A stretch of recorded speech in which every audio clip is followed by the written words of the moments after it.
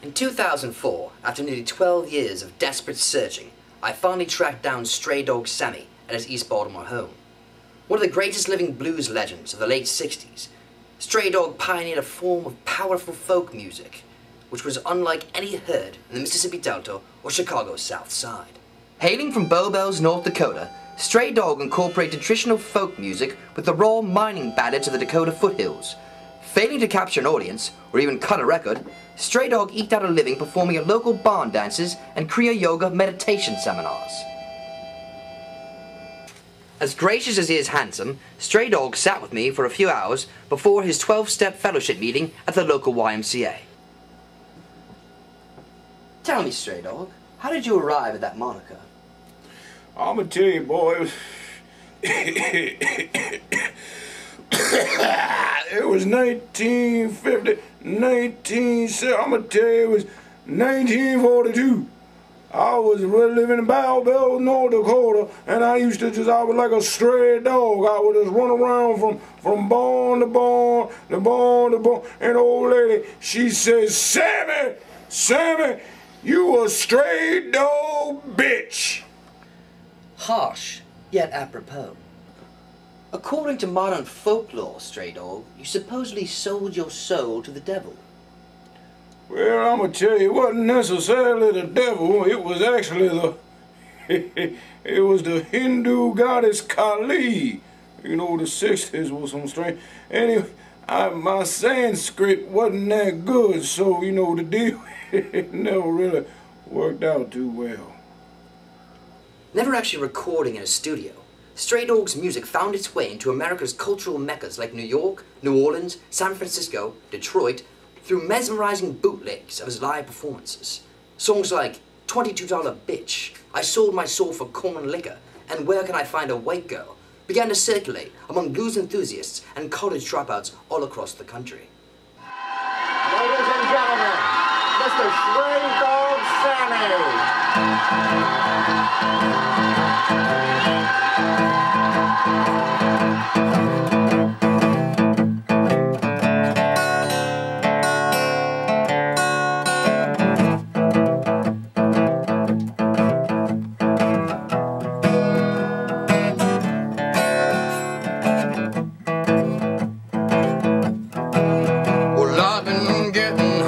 With every black girl in town, I need a white woman to bring me down. Hey, tell me what you did. You can call it what you want, but I called it messing with the kid.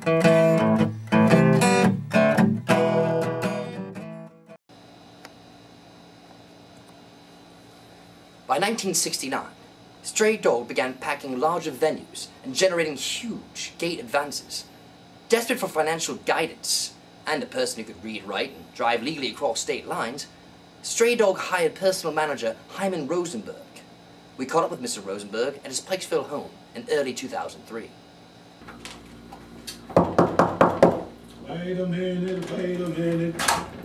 Mr. Rosenberg, hello, we're doing a documentary on Stray Dog Sammy. I was wondering if I might ask you a few questions. Fuck, to get the hell out of here! Please, Mr. Rosenberg, just a few moments of your time. You limey bastard, get the hell out of here! Did I mention we'll give you $100? My son, come on in, Howie. Get the lox and bagels, Barbara. We're having company for lunch. Mr. Rosenberg, could you describe your relationship with Stray Dog? Relationship? We were best friends, damn it.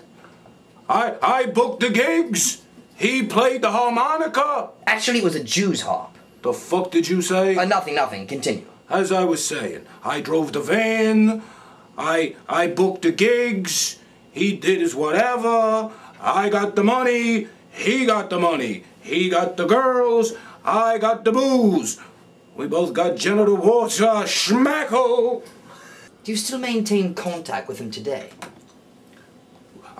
He calls me every week. He comes over for Shabbos dinner. We bake challah together. Just last week, I took him shopping for sunglasses with my nephew Jacob. We're like brothers. That dirty motherfucker owed me $22. I'ma tell you about that. An infamous womanizer, Stray Dog reportedly slept with over 1,000 women, among them Swedish B-movie queen Inez Schwerstock. Stray Dog, yes, that dirty dog. Yes, it wasn't the best sex I've ever had, no, but it was the best sex I can remember in a while. But I also slept with B.B. King.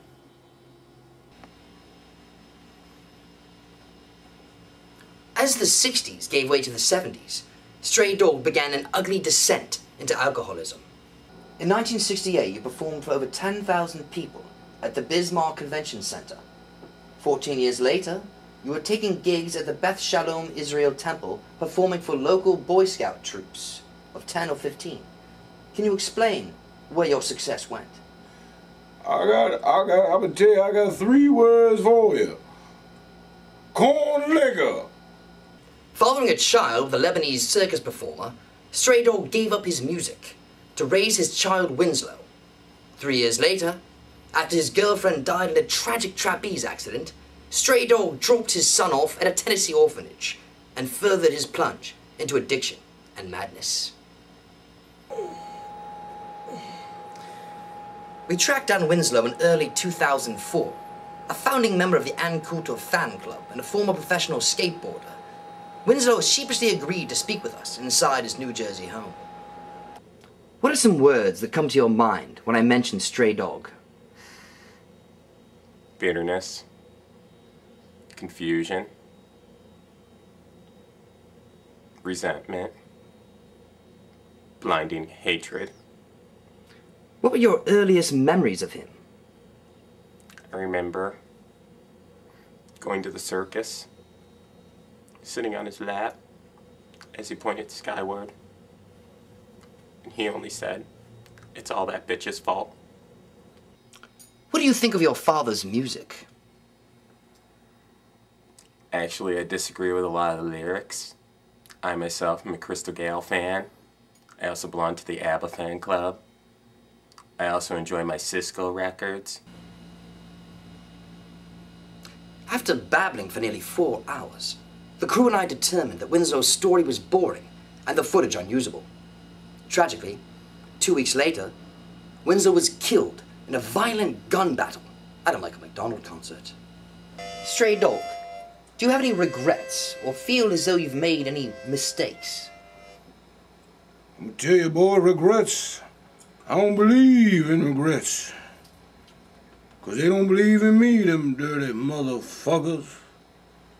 I just keep on keeping on, keep on being what I be, and follow the path set before me by Lord Shiva. Mistakes. I'm gonna tell you, boy, I am a mistake. But there's one thing I learned. One thing I learned is to never look back. Unless I'm looking back at a thick young white woman.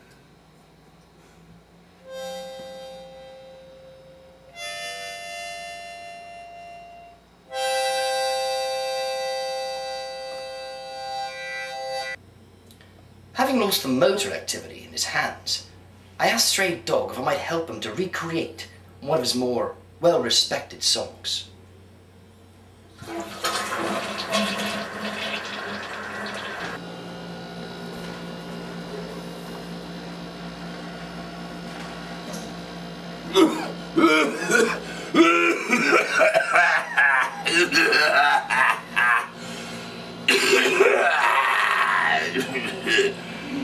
I remember he told me, that lady, she told me, she said,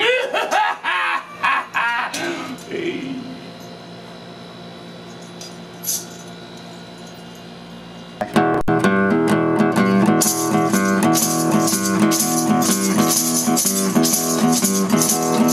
Well, my mama told me, she said, Sammy, stay away from her.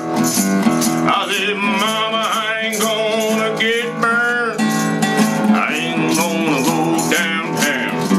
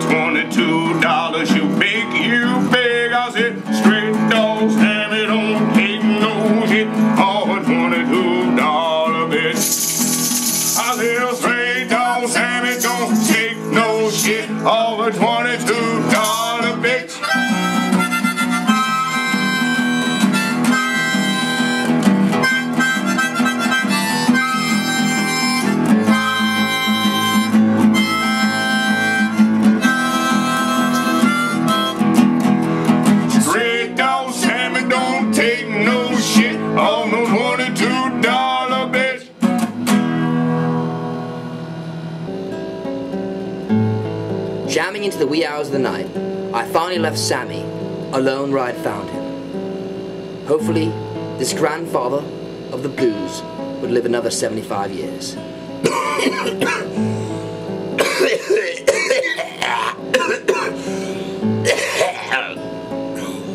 Or maybe not.